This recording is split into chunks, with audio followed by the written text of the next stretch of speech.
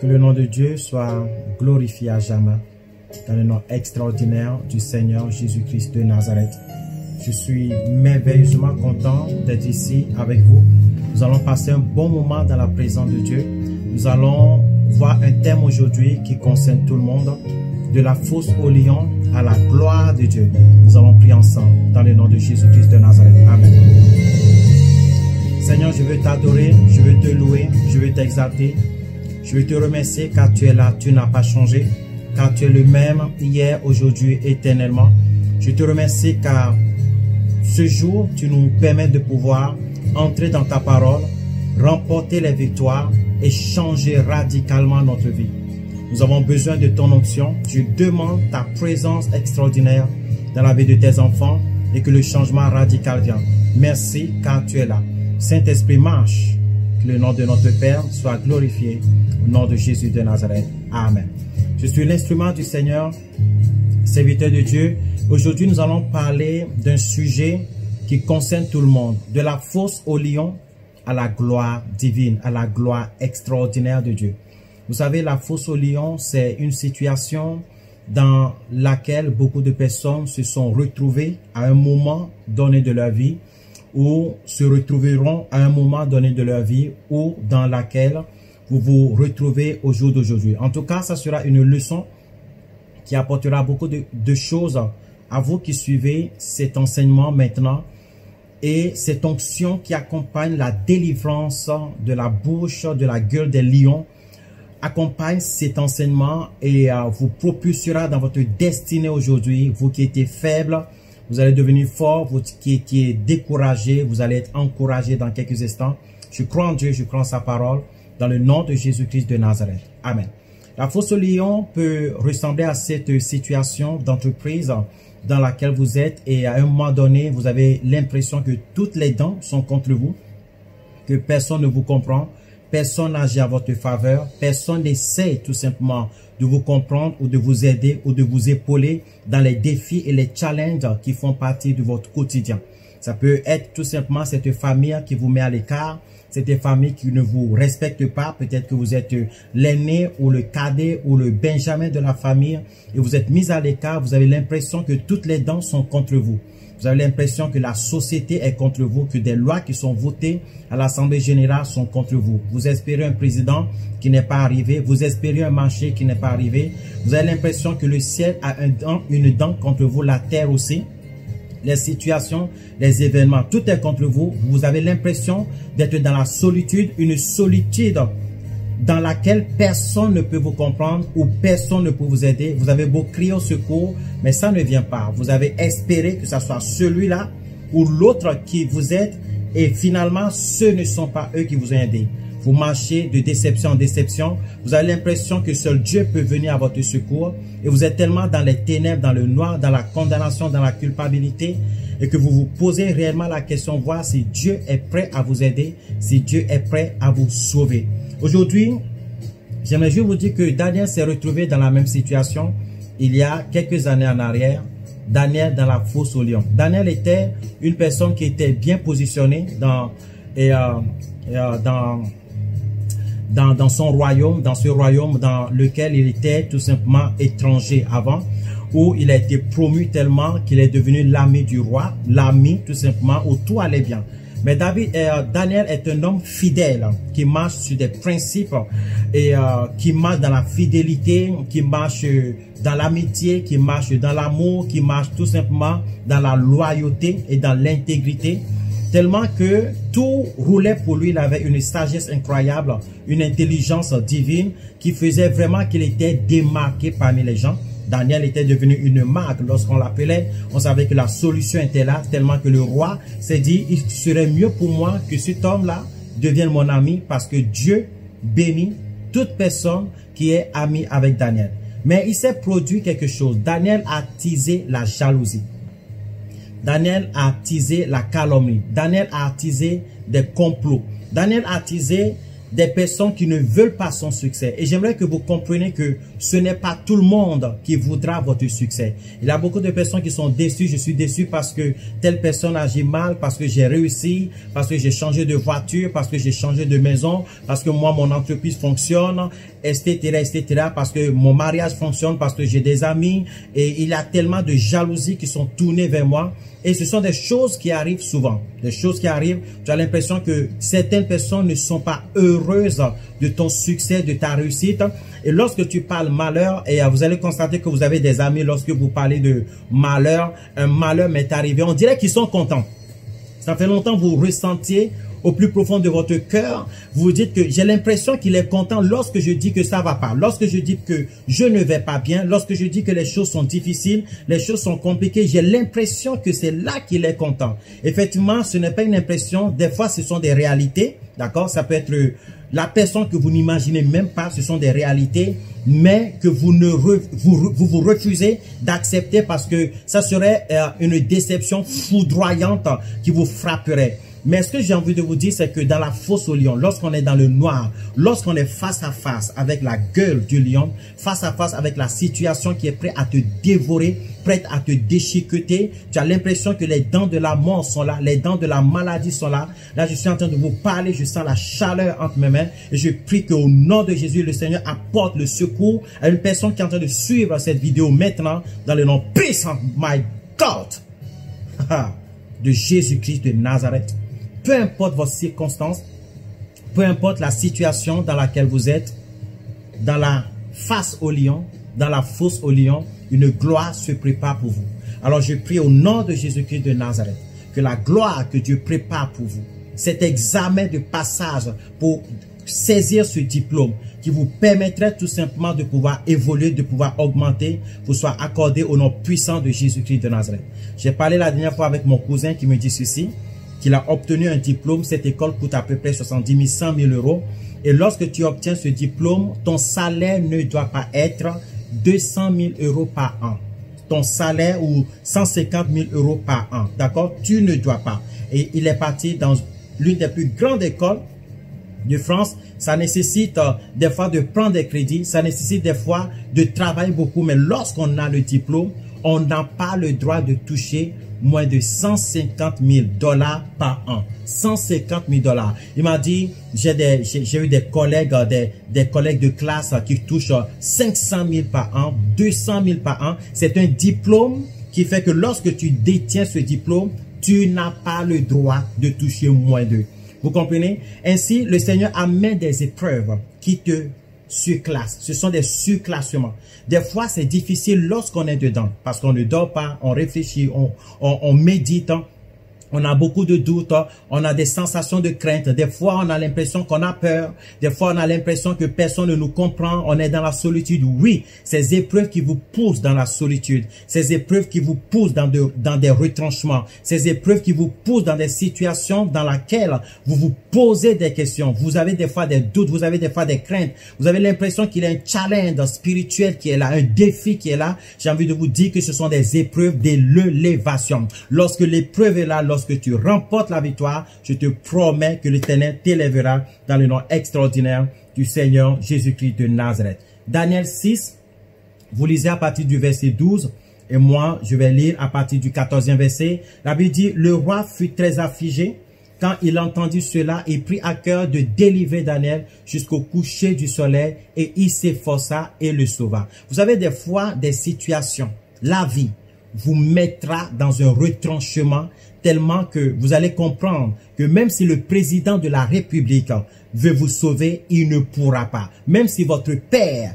même si votre mère, même si la justice a envie de vous sauver, il ne pourra pas. Parce que le salut, en ce moment, nous devons nous concentrer. La seule personne, notre situation, notre salut ne relève que d'un miracle. Et le Seigneur viendra à ton secours dans le nom de Jésus. La Bible dit, tout décret confirmé par le roi doit être irrévocable. Tu as l'impression que ta condamnation est irrévocable.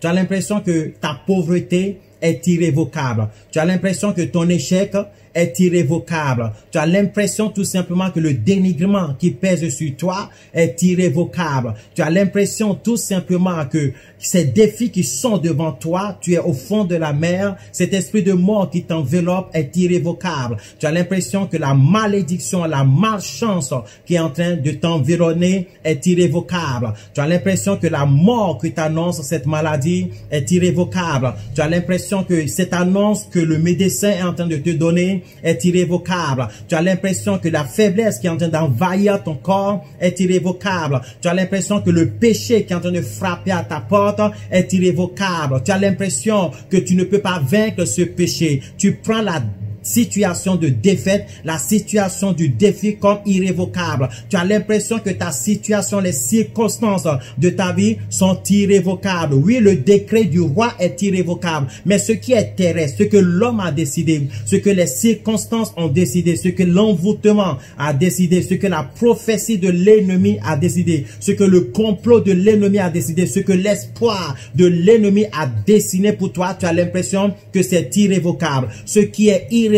par l'homme est révocable par Dieu. Ce que l'homme décrète peut être décrété, peut être annulé par Dieu. J'ai envie que tu comprennes ceci, que le soleil ne t'a pas créé, la lune ne t'a pas réveillé. C'est l'Éternel qui te réveille tous les jours et c'est lui qui t'a créé et je peux te promettre que l'Esprit du Seigneur va agir aujourd'hui dans ta vie pour que les circonstances concourent pour ton bien. Répète avec moi, les circonstances obéiront à l'Éternel au nom de Jésus. Dis, le soleil obéira à Dieu, la lune obéira à Dieu, les circonstances, les événements, les lois de mon pays obéiront à l'Éternel. Dis-le avec conviction au nom puissant de Jésus-Christ de Nazareth. La Bible, le roi donna l'ordre qu'on amena Daniel et qu'on le jeta dans la fosse aux lions. Daniel a été jeté dans la fosse aux lions et je peux vous dire qu'il n'a plus de solution. Il n'y a absolument plus de solution. Et vous allez voir que la Bible nous dit que le jour qui a suivi, le roi est arrivé parce que le roi aimait Daniel. Il faisait tout pour l'aider, mais il ne parvenait pas, il ne pouvait pas parce qu'il était lié lui-même par la loi de sa propre bouche. Et c'est comme ça que inconsciemment vous vous êtes condamné. Vous vous êtes condamné en disant « je ne réussirai jamais ». Vous vous êtes condamné en disant « je veux mourir ». Mais seulement il y a plusieurs types de morts. Beaucoup de personnes se sont condamnées avec leur propre bouche en disant « je veux mourir ». Mais seulement tu es toujours vivant. Mais qu'est-ce qui meurt à côté de toi? Tes amitiés meurent. Tes relations meurent. Tes opportunités meurent. Tu as l'impression que tes efforts meurent. Tu as l'impression que tu produis beaucoup d'efforts, mais tu ne amasses pas des fruits parce que tu meurs. Tes fruits meurent, tes efforts meurent, tes récompenses meurent, tes finances meurent. Tout simplement, tes bénéfices meurent, tes envies meurent, ton succès meurt, tes relations meurent. Tu essaies d'avoir des relations intimes, tu essaies d'avoir des relations tout simplement pour créer le mariage. Tu n'arrives pas à atteindre le mariage parce que tu t'es condamné. Voilà comment beaucoup de personnes ont conduit par le diable se condamnent. Voilà pourquoi beaucoup de personnes, tu vois ton enfant et ton enfant ne réussit pas parce que toi-même tu l'as condamné. Tu as dit tu ne feras jamais ma fierté. Tu as dit à ton propre enfant tu ne fais pas ma fierté. Tu seras un enfant qui ne fera pas ma fierté. Tu l'as condamné. Il y a combien de personnes ont condamné leur enfant? Combien de personnes ont tout simplement dénigré leur enfant? Combien? Je vais prophétiser pour une personne maintenant et Dieu va te secourir aujourd'hui avant que 8 jours ne soient. Je prophétise, tu es cette personne, tu avais confiance à un de tes enfants qui n'a pas réussi, qui est parti loin. Et je vois tout simplement, je ne sais pas si c'est la mort qui vous a séparé. Il reste un que tu as toujours dénigré, tu as toujours maudit. Et cette personne est en train de galérer. Je libère la bénédiction. My God, my Jesus, my Lord, sur cet enfant maintenant, je débloque sa vie. Je débloque les circonstances. Je débloque au nom de Jésus. Tu as maudit ton foyer. Tu as maudit ta famille. Tu as maudit tes efforts. Tu as maudit ton ventre. Tu as maudit des succès autour de toi. Tu t'es condamné. Tu t'es lié toi-même par la bouche. Je déclare la liberté pour toi maintenant. Je déclare, j'annule ces paroles. Le secours de Dieu vient pour toi au nom de Jésus de Nazareth. La Bible dit, le roi, tout simplement, excusez-moi, le roi s'approcha et prononça la parole à Daniel, dit, Daniel, serviteur de Dieu, vivant, ton Dieu que tu sers avec persévérance, a-t-il pu te délivrer des lions Qui peut délivrer des lions, mon ami? Non, mais je vous pose la question. Qui peut délivrer des lions? Mais est-ce que ton Dieu, que quelqu'un dise Jésus est Seigneur. Dis avec moi, Jésus-Christ est Seigneur. Répète encore, Jésus-Christ est Seigneur. Est-ce que ton Dieu a pu te délivrer des lions? Telle est la question que nous sommes en train de poser à Daniel. Et telle est la question que tu te poses. Qui peut me sortir de cette situation? La Bible dit, mon Dieu a envoyé son ange et fermé la gueule des lions qui ne m'ont fait aucun mal, car j'ai été trouvé innocent. Le roi ordonnant tout simplement que ceux qui accusaient Daniel furent jetés dans la fosse aux lions. Et après cela, le roi Darius écrivit tout simplement à tous les peuples, à toutes les nations, aux hommes de toutes les langues qui habitaient sur toute la terre, que la paix vous soit donnée avec abondance. J'ordonne que dans toutes les étendues de mon royaume, on ait la crainte et de la frayeur pour le Dieu de Daniel, car il est un Dieu vivant, il subsiste éternellement, son royaume ne sera jamais détruit et sa domination durera jusqu'à la fin. Et c'est lui qui délivre et sauve, qui opère des signes, des miracles, des prodiges dans les cieux et sur la terre. Celui qui a délivré Daniel de la puissance des lions. Je déclare, je prophétise, je prononce la parole maintenant même. Et je suis en train de dire maintenant au nom puissant, glorieux, au nom extraordinaire du Seigneur Jésus, le miracle qui est sur le point de t'arriver, le surnaturel qui arrivera dans ta vie, fera que tes ennemis déclarent que ton Dieu est vivant, fera que tes ennemis, ton patron déclare que ton Dieu est un vrai Dieu, fera tout simplement, my God, je dis que ce n'est ni par la force, ni par la puissance, de la même manière dont Dieu a envoyé les anges protégés Daniel, de telle enceinte que les circonstances ont changé à sa faveur, les circonstances changeront à ta faveur au nom de Jésus. Ce super endettement, je vois une personne dans un super endettement, se transformera en ta faveur, my God, au nom puissant de Jésus. Envoie le dossier. Ça reviendra victorieux pour toi, dans le nom puissant, dans le nom extraordinaire du Seigneur, my God, de Jésus-Christ de Nazareth. Amen. Tes ennemis comprendront, l'État comprendra, tous ceux qui te font la guerre, tous ceux qui ont comploté contre toi, au nom puissant de Jésus-Christ de Nazareth, comprendront que ton Dieu est un vrai Dieu et on adorera ton Dieu, on connaîtra ton Dieu comme le Dieu de la délivrance. Les gens diront, nous avons tout fait, nous avons tout organisé, mais son Dieu l'a délivré dans le nom puissant de Jésus-Christ de Nazareth. Vous savez, Dieu mesure ta fidélité en permettant le pire. C'est-à-dire que le pire est arrivé à Daniel. Le pire. Je répète, le pire est arrivé à Daniel. Quelque chose qu'il ne pouvait même pas imaginer. Mais il s'est rappelé de Shadrach, Meshach, Abednego. Il s'est rappelé du 4e homme dans le feu de la fournaise. Et il s'est dit, si Dieu les a libérés, l'Éternel me libérera aussi. Quand Dieu permet le pied dans ta vie, ça je l'ai noté, c'est pour mesurer ta fidélité afin de te donner une gloire meilleure. Je répète encore une fois, lorsque le pire, tu as l'impression que le pire est en train d'arriver dans ta vie, sache que Dieu ne t'abandonne pas. Oubliez le fait que Dieu est capable de vous abandonner. Dieu n'est pas capable d'agir contrairement à sa parole.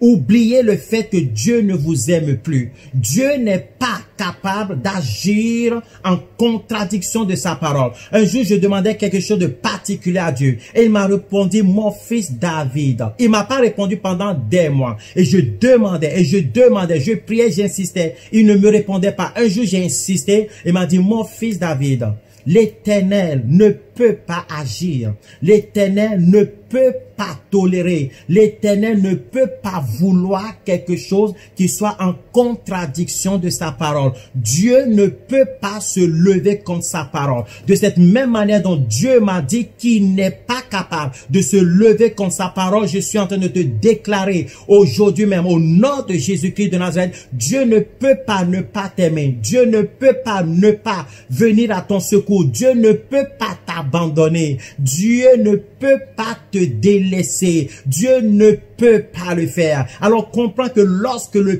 pire t'arrive, ne crois pas que Dieu est en train de t'abandonner. Le pire arrive parce que Dieu veut tester ta fidélité. Même dans ton infidélité, même lorsque les épreuves viennent dans ton infidélité, Dieu veut tester ta fidélité. Il faut surmonter le pire et non avoir peur du pire. Le pire est un signe comme quoi tu as vaincu le moins pire et que tu domines tout simplement le pire. Parce que le pire ne peut pas venir si Dieu n'a pas vu qu'en toi se trouve la capacité de surmonter le pire. Et si cette capacité n'était pas auparavant en toi, alors il enverra un ange pour dire, va avec cette force qui est en toi, dans le nom puissant de Jésus. Dis, je vais dominer le pire qui est en moi, je vais dominer le pire qui est devant moi, dans le nom puissant de Jésus-Christ de Nazareth. Alors ne baisse jamais les bras.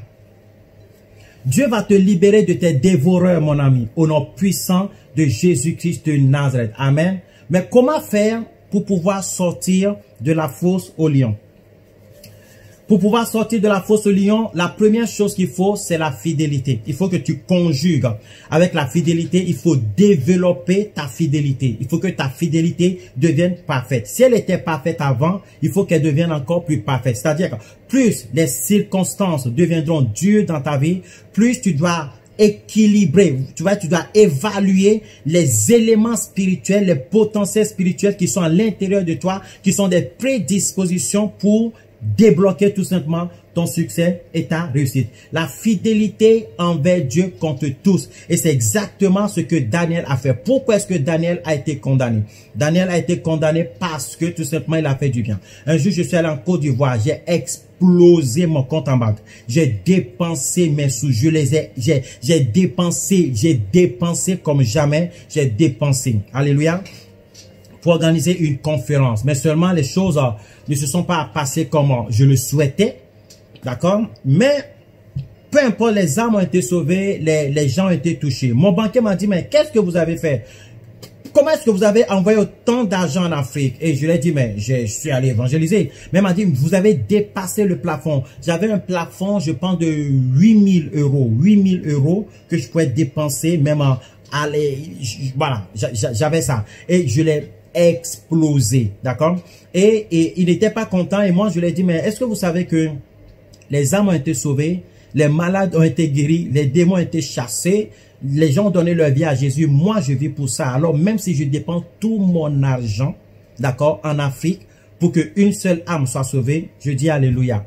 Vous avez compris? Alors, Dieu t'aime tellement qu'il a envoyé, il a mis en gage. Il faut comprendre, son fils Jésus. Si Jésus avait échoué, c'était le ciel qui était perdu. Comprends ça. Si Jésus avait fléchi son genou devant le diable, il faut savoir que le royaume, la gloire de Dieu qui était sur Jésus allait revenir sur le diable. N'oubliez pas que dans Apocalypse 12, il est écrit qu'il y a eu une guerre au ciel. Satan et ses anges combattirent contre Michael, mais ils n'ont pas vaincu par. Ils ont été vaincus par le sang de l'agneau et par le témoignage de notre bouche. Si Jésus dans le désert avait perdu la tentation, c'est le ciel qui allait tomber entre les mains du diable. Dieu nous aime tellement qu'il a mis en gage Jésus. Il a donné son fils Jésus. Alors rien, je te répète, si Dieu était capable de perdre son royaume pour toi et pour moi, qu'est-ce qu'il peut se passer sur la terre pour que toi tu crois que Dieu t'ait abandonné? Quelle que soit la circonstance, quelle que soit la fosse au lion dans laquelle tu te retrouves, je veux que tu développes ta foi. Éveille, my God, cette foi qui est en toi dans le nom de Jésus-Christ de Nazareth et espère tout simplement la gloire de Dieu, la gloire qui va survenir dans ta vie. La nuit est arrivée, le jour ne peut que venir. Oh, même si la nuit traîne, mon ami, même si la nuit est longue, elle sera vaincue par le soleil, my God. Je dis, même si la nuit traîne, même si elle est longue, Un jour viendra, my God, un temps viendra, le soleil le dominera. Alors je prie que le soleil de justice qui est en toi, la parole de Dieu qui est en toi, cette relation avec le Saint-Esprit qui est en toi, la puissance du nom, my God, du Seigneur Jésus qui est en toi, t'apporte la domination sur le pire que tu es en train de vivre, le pire moment de ta vie que tu es en train de vivre en ce moment, peu importe le nom que ça porte, il est un nom qui domine toutes ces choses et c'est le nom puissant de Jésus-Christ de Nazareth. La fidélité de Dieu compte tout. Et c'est ce que Daniel a fait. On a dit pendant 30 jours, personne ne doit prier aucun Dieu. Et lui, il avait pris la décision, tout simplement, de prier 3 fois par jour en se tournant vers Jérusalem. Et c'est exactement ce qu'il a fait. Vous savez, les circonstances ne doivent pas modifier tes bonnes mœurs envers Dieu. Les circonstances ne doivent pas modifier ta fidélité envers Dieu. Et les circonstances ne modifieront pas les promesses de Dieu envers toi. Ce ne sont pas aussi circonstances d'affaiblir ta foi. C'est à ta foi de les affaiblir. Ce ne sont pas aux circonstances de modifier ta foi, d'influencer ta foi. Non, ne laisse pas les événements influencer ta foi, mais c'est à ta foi d'influencer, my God, les événements qui essaient de te dominer, car la puissance qui triomphe du monde, c'est quoi? C'est la foi. Toute circonstance qui vient contre toi, vient par le monde. Et toi, Dieu t'a donné la domination et la victoire sur les circonstances par la foi. Alors ne fais pas comme Pierre. Pierre qui dit à Jésus, je vais mourir avec toi quand tout va bien. Oh, Jésus vient de faire le miracle de la pêche, la multiplication du pain. Hein? Jésus vient de chasser les démons. Jésus était au top de sa popularité. Qui ne serait pas avec Jésus? Jésus était en pleine gloire. Il rentre à Jérusalem. Waouh, des palmiers qui sont levés, des rameaux qui sont levés. Tout le monde est en train de crier en disant, Jésus, roi des rois, Jésus, roi des juifs, fils de Dieu, prophète. Qui ne serait pas là? Qui n'est pas présent pendant la gloire? Qui n'est pas fidèle dans la gloire? Qui n'est pas? Mais lorsque Dieu veut mettre en épreuve les gens qui travaillent avec toi, lorsque Dieu veut te montrer qui est vraiment qui autour de toi, qui est vraiment ton frère, qui est vraiment ta soeur, qui est vraiment ta famille, il te donnera un temps d'épreuve. Le pire viendra, la fosse au lion viendra, les lions seront là, les dents des lions seront là, mais qui sera contre toi? C'est comme ça que Pierre était à fond, prêt à mourir avec Jésus, mais lorsque Jésus a été arrêté, lorsque Jésus vivait le chemin de la gloire, le chemin de la croix, qu'est-ce qui s'est passé? Pierre a dit, je ne t'ai jamais connu. Je prie que Dieu éloigne de toi des personnes qui ne sont pas là pour ton bien, des personnes qui ne sont pas là pour bâtir avec toi, des personnes qui ne sont pas capables de te relever lorsque tu tombes, lorsque tu es affaibli, des personnes qui te démontreront que Dieu les enlève de toi avant que les temps d'épreuve ne viennent. Parce que lorsque l'épreuve vient, tu as besoin tout simplement de quoi? Tu as besoin de la vie, tu as besoin de la vie. La fidélité consiste à marcher dans le chemin de Dieu pour atteindre les objectifs de Dieu et non de l'autosatisfaction. Et j'ai écrit quelque chose en disant la fidélité n'est pas de l'autosatisfaction, mais de quoi? De la théosatisfaction. Je ne sais pas si ce mot existe, mais j'ai pris le mot grec théo et je l'ai rajouté, je l'ai collé avec la satisfaction. Donc, ce n'est pas de l'auto. L'auto, c'est la satisfaction de soi-même, mais c'est de la théosatisfaction. Elohim satisfaction. Vous comprenez? El Shaddai satisfaction. Donc, quand tu vas être fidèle dans tes voies, sois fidèle dans les voies de Dieu, sois fidèle par la parole de Dieu et sois fidèle pas en satisfaisant, d'accord, la volonté de Dieu, en faisant la satisfaction de Dieu. C'est ça la fidélité. La fidélité fait la valeur d'un homme. Si beaucoup de couples aujourd'hui ont des problèmes, c'est par manque de fidélité. Vous savez ça? Beaucoup de couples ont des problèmes. Pourquoi? Quand je prends des fois des couples en entretien, le problème c'est que on était bien pendant les fiançailles. Maintenant qu'on s'est marié, quelqu'un n'a pas respecté ses engagements.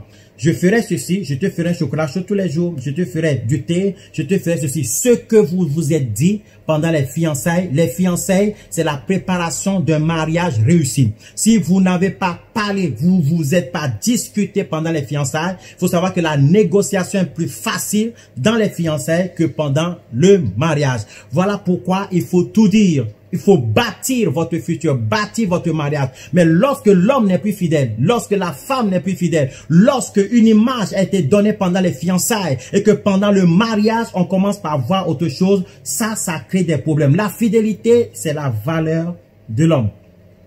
La constance dans tes engagements et dans tes rapports avec Dieu, ça c'est l'exemple parfait de Daniel. Le refus de l'idolâtrie, le refus de la compromission.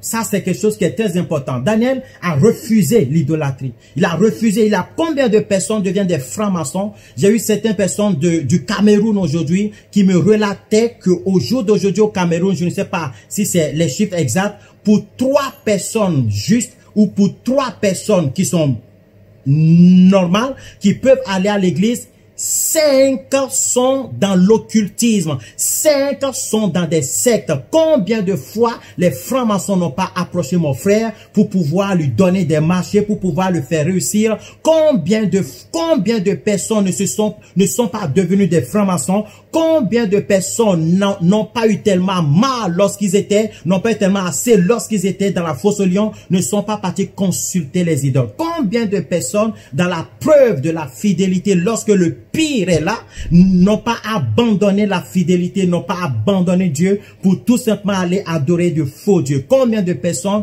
n'ont pas laissé tomber la voix de Dieu, le conseil de l'homme de Dieu, le conseil de la Bible pour aller consulter les marabouts, les voyants, les féticheurs, les devineurs, des personnes qui sont capables de voir l'avenir pour eux, mais que Dieu a refusé? Combien de personnes ne sont pas partis faire des bains diaboliques? Combien de personnes ne sont pas allés faire des alliances? Combien de personnes tout simplement n'ont pas consulté les faux dieux pour les sortir d'une situation terrestre? Ils sont capables de fermer la porte à leur ciel pour gagner un peu sur la terre. Vous rappelez-vous de cet enseignement, 2h44 pour vivre, que feras-tu? Combien de personnes ont banni la fidélité, la loyauté? Combien de personnes ont couru pour sauver leur peau et laisser tomber leurs amis, laisser tomber tout simplement leurs frères, leurs sœurs? Combien d'hommes de Dieu ont abandonné leurs amis dans la galère? Combien d'hommes de Dieu n'ont pas abandonné des fidèles qui étaient dans la galère, qui demandaient au secours, qui demandaient de l'argent, mais ils ne répondent plus au téléphone? Pourquoi? Parce qu'ils me demandent trop d'argent. Combien de personnes n'ont pas été constantes